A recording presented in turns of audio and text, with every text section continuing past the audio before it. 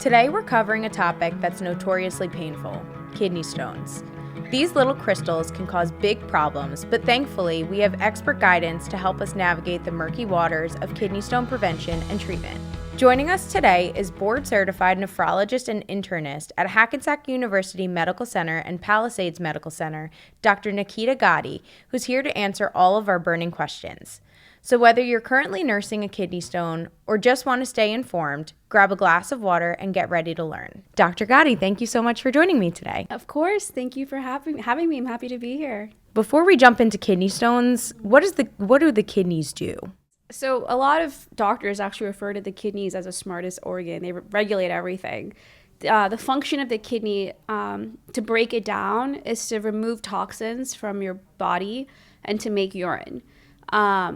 So removing these toxins includes removing, any filtered waste, any salts, minerals, compounds that are not accepted within the body. They get excreted into the urine. The kidney filters it out. And these toxins come from foods that you're ingesting? Yes, it could be from food. It could be mostly from food.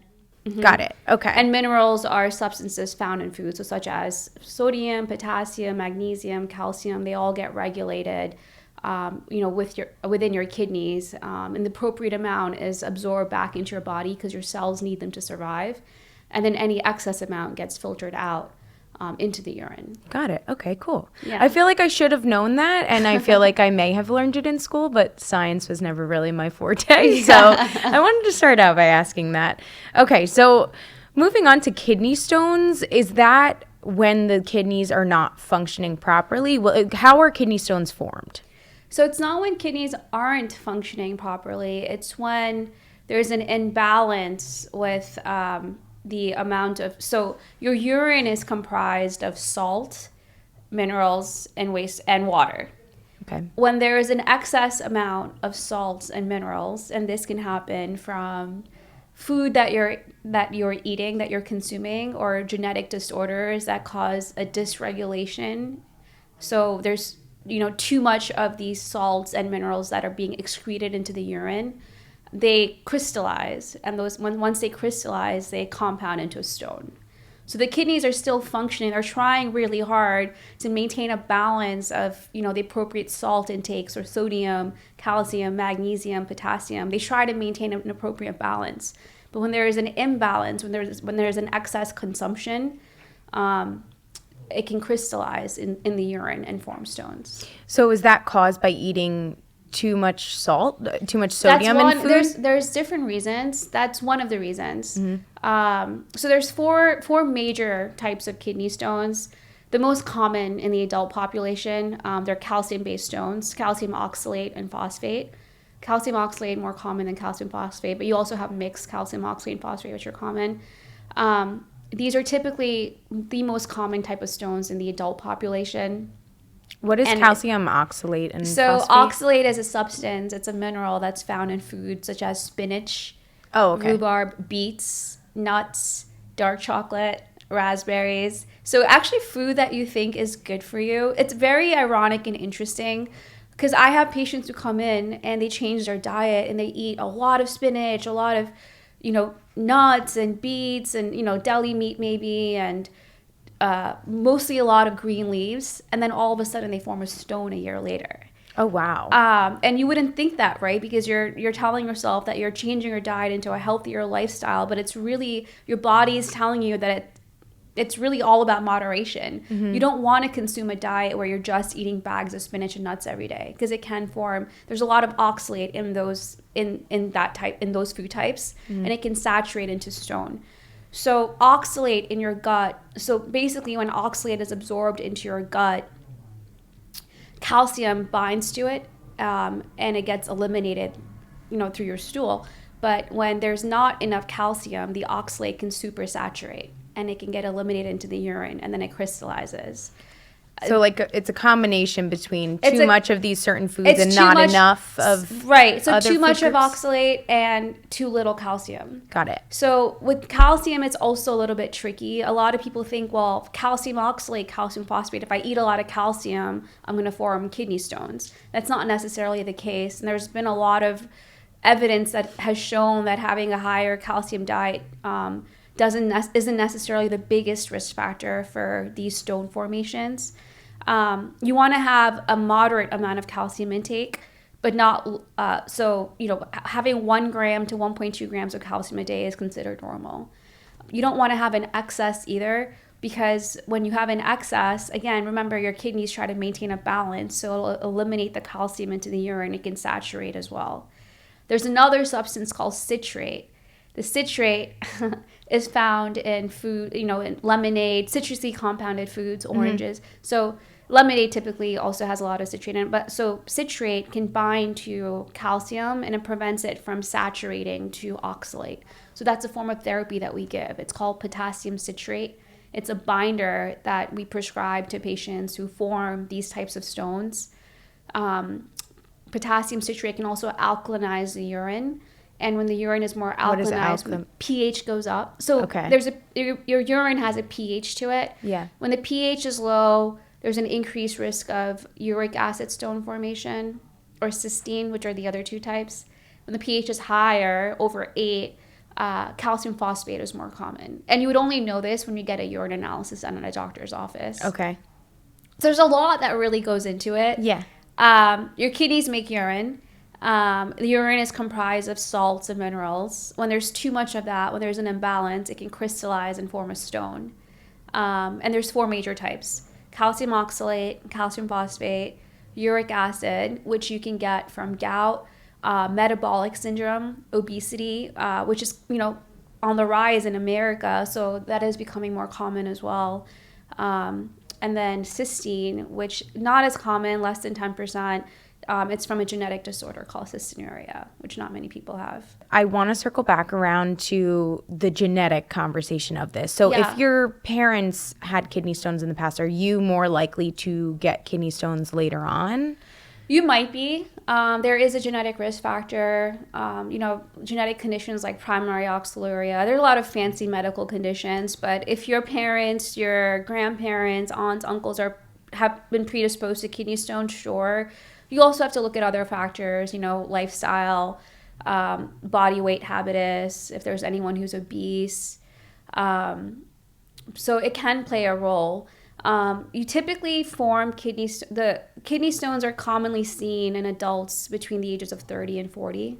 And it's more common in men than women in America. Oh, wow. Okay. I didn't know that. 20%, 10 to 20%, like 18% roughly in men, and women about 10%. After your first stone, if you want to lower your chances of getting another stone, because from my understanding, it is common for stones to come back. So that's unfortunate for this type of disease because there's a high rate of reoccurrence. Mm-hmm. I'm glad you asked me that, actually. Yeah. Because if you don't treat it, within 1 year of no treatment, there's a 10% chance of recurrence. Within 30 years, there's a 50% chance. And within 50 years, an 80% chance. The risk increases as the years progress from when you had the kidney stone. So you want to address it so it depends on the size of the kidney stone too. There's medical and surgical treatment for this. And symptomatically also, you present, the symptoms vary depending on the size and location of the kidney stone. So your kidneys are connected to a ureter, which is a passageway to your bladder, and the bladder has a tract that eliminates urine. Kidneys form urine. The urine goes all the way down through the ureters. It's like the Lincoln Tunnel getting into the city, which is the bladder, and the bladder excretes it out. City's dirty. It's excreting everything out into the Hudson River. That's the urine. I like it. Okay. You can get a kidney stone along that tract anywhere. Depending on where it is, symptoms can vary. A lot of people who have kidney stones within the kidney, intrarenal, don't present with symptoms. They're asymptomatic, and they're diagnosed in an ultrasound, which a physician may happen to get because they have kidney dysfunction or whatever it is. If you have kidney stones for a prolonged period of time, it can cause obstruction of urine flow, and it can cause chronic kidney disease. It can impair your kidney function. If the stone is larger and it's down the ureter, which is the Lincoln Tunnel, if it's somewhere along the Lincoln Tunnel and the size of the stone is larger, over 5 millimeters, let's say over 8 millimeters, the urine is not flowing down into the river, right? So it gets backed up into the kidney. Okay. And the kidneys swell up. And then this can cause toxins to accumulate. The kidney isn't functioning. Waste products aren't getting eliminated. You go into renal failure. You can go It's painful, I assume. It's painful too. Yeah. So when the stone is in there within the ureter, it can cause flank pain. So flanks, your kidneys are in the back here, the retroperitoneal. So you can get pain here where the ureter and the kidney is located. The pain can often radiate to your groin. You can sometimes develop an infection if bacteria accumulate on top. It's called pyelonephritis. So you'll form fevers. Nausea is common. Burning pain sometimes is also common while you're peeing. Oftentimes, some people see blood in the urine, and that's if the stone is further down the tract. If it's, in the bladder or down the passageway from the bladder, you can form blood while you're peeing. So these are all the symptoms, and they vary in presentation depending on the size of the stone and where it's located. So is that a very escalated case of Yes. leading to kidney disease? What are the typical signs and symptoms that you would see just in, I don't know, a normal size of a kidney stone either? So I know you mentioned 5 less than 5 millimeters normal. Okay. That's small, not normal. Yeah. So they typically, if they're diagnosed incidentally in an ultrasound, we'll recommend increasing water intake to more than, you want to increase your water intake so you're producing at least 2 to 2.5 liters of urine a day. Or you can calculate it. It's 3% of a patient's total body weight. That's how much water you want to take in. Okay. So like a 70-kilo male, you want to drink at least 2.1 liters. That's 3% of their total body weight. Okay. And then we can also give Flomax, which is it basically helps stimulate the stone out of the passageway, out of the tract. You pee it out. Yeah. We can give Urocrit, potassium citrate. Potassium citrate has been shown to reduce the size of the kidney stone and reduce risk of stone formation. So that's good to take once the stone's also passed. You continue taking it if you're predisposed to it. If the stone is larger, your symptoms are going to be more severe. You might form fevers, you might have blood in the urine, have severe pain. That's when you have to go into the ER. Okay. And typically when the stone is larger and it's further down the tract in the ureter, the kidneys can swell up and you go into acute renal failure. So Okay. this is when you need surgical intervention. And, depending on when you go, if you don't go early enough, the kidneys may have failed. If you're allowing the kidneys to fail for a prolonged period of time, you may even need dialysis before the stone is extracted surgically. Can your kidneys recover after going into kidney failure? If it's acute, yes. Okay. If it's chronic, no. Okay. So if you've had kidney disease if you've had kidney stones, right, let's say for a prolonged period of time when they're recurrent, and let's say they've been large in the past and you had to get them surgically removed. And there's different surgical methods that urologists do. They've been surgically removed, but sometimes it's too late and the kidney function isn't going to recover fully. You'll still have some degree of hydronephrosis or swelling around the kidney. The kidney function, the GFR, the filtration rate has dropped.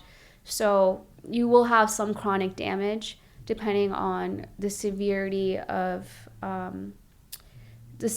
presentation of when you had the kidney stone and how recurrent they are. Got it. Yeah. So going back to treating the kidney stones. So Yeah. typically patients would just have to pass them on their own.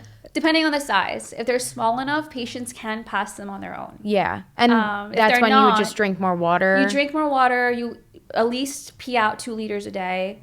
Eat less salt. We give them Flomax, which helps stimulate and which helps them excrete the stone out. Basically, it propels it out, and it typically works. And then following a diet, limiting oxalate intake, having the appropriate amount of calcium, limiting high purine diets, limiting red meat intake, limiting sucrose, fructose. So focusing on your diet and taking Flomax and drinking enough water should help eliminate it. If it's larger than 5 millimeters, 5 to 8, 70% of the time they get eliminated spontaneously. And if they don't, then of course the urologist will remove it surgically. What do you mean spontaneously? You pee it out on your own. Oh, okay. Yeah. Okay. So spontaneous is just you pee it out on your own, and if it doesn't get removed, if you don't pee it out on your own, we remove it surgically. Got it. Okay. Yeah. And are they painful? I've never had a kidney stone. When you pass, so people say, I've never either. Okay. And I've never been pregnant. But Okay. oftentimes you hear people saying, oh yeah, passing a kidney stone is more painful than pregnancy. I've heard that before too. But also, I'm wondering if this is biased from men, because it's typically men who have the stones, and I've heard it from men that it's very painful. So you'd have to ask a pregnant woman who's already had babies, who's had kidney stones, and then compare what's more painful. Yeah. We need someone who's experienced both. I don't Yeah, think exactly. men have the capabilities of comparing a kidney stone to pregnancy. Yeah, exactly. Okay. Actually, I had one of my friends from med school pregnant. She took a lot of Tums because she was getting gastritis, reflux during pregnancy. And Tums has a lot of calcium in it. Calcium, it's calcium carbonate, and it helps basically release some phosphorus into the urine as well. And she formed calcium phosphate stones from having so much of it. And she had a high intake of spinach. While she was pregnant too. Yeah. So she hasn't delivered the baby yet. So she might be a good person to ask. I'll ask her. I'll follow up with you. What was more painful? Yeah. Passing that calcium phosphate stone or Is it pregnancy? any more dangerous having kidney stones while you're pregnant? Is there any sort of relation to the two? Oh, can it cause complication? Yeah.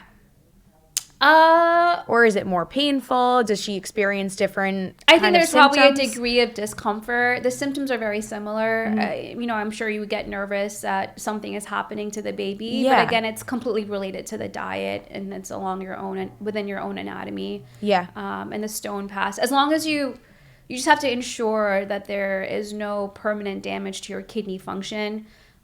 So when you do form a stone and there's obstruction of flow, you do form an acute kidney injury. So you would just have to follow up and make sure that the kidney injury is resolved.